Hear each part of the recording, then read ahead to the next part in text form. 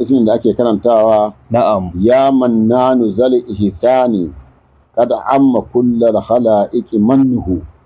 na'am ya mannanu zal ihsani kad amma kullal khalaiqi mannuhu. Ma'ana ya mai yawan kyauta da baiwa.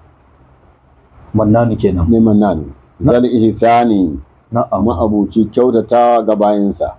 Na'am. Kada haƙiƙa mannuhu kyautan nan ta Allah da yake wa bayansa. Na'am. Amma ta haɗe kullum halaƙi dukkan talitta. Na'am. Ƙwarurruka waye ne da sauransu na cikin ƙasa da na waje duk. Na'am. Allah kowane yana da kyautar da yake mana tasa da kyautatawa. Kuma kyautar tana isa gare shi. Tana isa gare shi. Na'am. Saboda haka wannan ismi matukar mutum yana cikin wani hali din nan na bashin da muka ce. Na'am. Kowane iri to Allah zai tabbata. Sirri mai girman gaske ta ɓangaren samun ijaba a gurin addu'a, in kuma ana bin ka bashi za ka biya cikin ƙanƙanin lokaci, bashin nan na dukiya ne ko kuma na ibada ce, sannan da kyakkyawar mu'amala wadda take tafe da arziki da ƙaruwa tsakaninka da mutane akan harkanka ko aiki ko kowace irin al'amura kake gudanarwa na rayuwa. In Allah ya so yarda in aka karanta wannan sirri za a ga abin ajaibu cikin samun nasara da biyan bukata. Amma kafin nan mukan fara da bismillah, alhamdulillah, masha Allah. Jama'a barkanmu da sake saduwa da ku a waɗannan shafuka masu ɗauke da suna Gwani Mai Ismi Foundation, wanda suke kan yanar gizo, Facebook, TikTok, YouTube channel, duk dai masu ɗauke da suna Gwani Mai Ismi Foundation. Lambar da muka saba amfani da ita ta shafi mu na WhatsApp da Telegram ita ce +234 81 33 33 2289.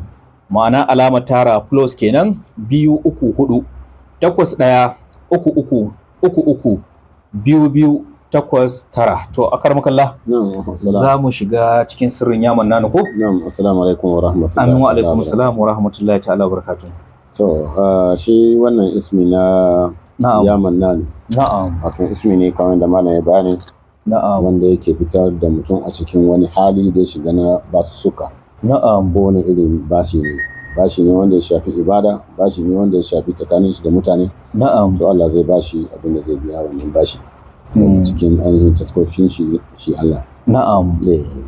Wannan shi ne. Wato shi bashin da ya shafi dukiya ko tsakanin mutum da mutum, kamar bashi ne da ke da alaka da dukiya ko abin hannu. Karanci kuɗin mutum ko kuɗin suka narke ko aka samu jarabawa. So sai kake son Allah ya hore maka ka biya. Shi kuma bashi na bangaren abin da ya shafi ibada, imma sallah, imma azumi da dai makamantansu. So shi kuma Allah ya baka karfin yawa baka iya kasala kenan da sauransu. Sai Allah ya baka ikon da zaka sauke wannan nauyi. To na'am. Sannan bayan wannan kuma wanda yake yin wannan ismi ma'ana mai karanta shi, na'am, ya zama mishi lazim, na'am, zai samu ijaba ga duk addu'ar da yayi. Allah zai karba masa. Fa in dawama alaihi yakunu mustajabat da'wati albata. Na'am. Wanda ya dawama akan yin sa shi ma to zai samu ainihin wato ijaba ga duk abin da ya roki Allah, Allah ya karba. Na'am. Masha Allah. So za a karanta to karanci dai ismin, a karanta ismin da farko. Me za a karanta? Ismin da ake karantawa, na'am, ya mannanu zal ihsani kad amma kullal khalaiqi mannuhu. Na'am. Ya mannanu zal ihsani kad amma kullal khalaiqi mannuhu. Ma'ana ya mai yawan kyauta da baiwa. Mannanu kenan. Ne mannanu zal ihsani ma'abuci kyautatawa ga bayansa. Na'am. Kada haƙiƙa mannuhu kyautan nan ta Allah da yake wa bayansa. Na'am. Amma ta haɗe kullum halaƙi dukkan talitta. Na'am. Ƙwarurruka waye ne da sauransu na cikin ƙasa da na waje duk. Na'am. Allah kowane yana da kyautar da yake mana tasa da kyautatawa. Kuma kyautar tana isa gare shi. Tana isa gare shi. Na'am. Saboda haka wannan ismi matukar mutum yana cikin wani hali din nan na bashin da muka ce na'am kowane iri to Allah zai tabbata. to adadi kuma in muka tare mannanu Yawwa yakan bada 141 141 eh 141 da za a rika karanta shi Eh. a mataki na na farko farko karamin adadi karamin adadi idan muka bige shi da hudu tunda mannanu yana da harafi hudu hudu to to sai ya zama muna daimu yawa da wi Yiwa. ya mm, sai daimu daimu. Ya zama 564.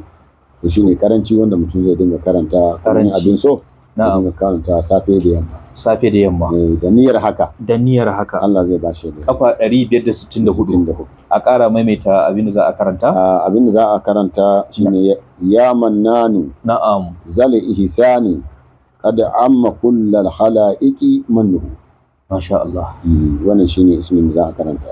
to alhamdulillah wannan insha Allah rabbi ismi ne mai mutukan tasiri kamar yadda muka faɗi wanda Allah ya ba iko ko ya bata iko aka jaraba a musamman bangarori 3 zuwa 4 da muka yi bayani biyan bashi imma na ibada wata ibada da ka ci bashi ko kuma Allah bai sa ka iya gabatar da wannan ibadar ba kuma ana bin ka bashin ta kake so ka biya ko kuma biyan bashi na dukiya ko kuɗi da yake tsakaninka da wani ko tsakaninka da wata ko tsakaninki da wata ko tsakaninki da wani sai kuma samun ijaba akan ayyuka ko addu'o'i da mutum yake gudanarwa sai kuma kyakkyawar mu'amala samun alkhairi arziki ci gaba a rayuwa a dukkanin al'amura na rayuwa da mutum yake gudanarwa insha Allah rabbi za mu dora a ci gaba da kasancewa tare da mu a waɗannan shafuka masu ɗauke da suna Gwani Mai Ismi Foundation.